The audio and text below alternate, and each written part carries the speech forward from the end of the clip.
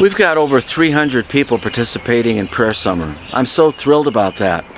Some of you have been writing things that God has been saying to you. Here's one I got today.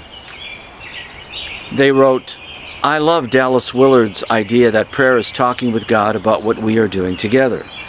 But it's not just that. I feel God speaking to me this summer, just be with me. I love you." Prayer is just being in communion with God. No agenda.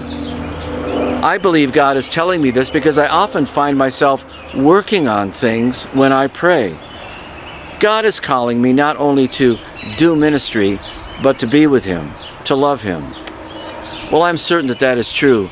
In fact, I think that in prayer, God shapes our being, and then our doing comes out of our being. I remember teaching at Northern Baptist Theological Seminary in the 1980s, a class on prayer.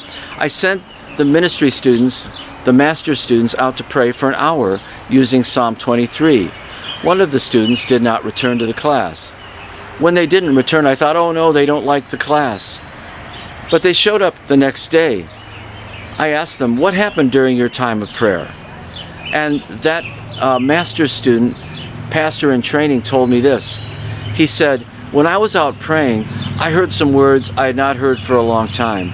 God told me, I love you, and He spoke it by name. This student said, when I heard God say that, I couldn't leave, and I stayed out in the presence of God, just basking in His love for many hours. I have found that to be true, that one of the things that God will say to you when you pray, and He will say it often, is this: He will speak your name and then let you know, and by the way, I love you. God never gets tired of saying that He loves you. You'll experience a lot of this as you spend more and more time praying.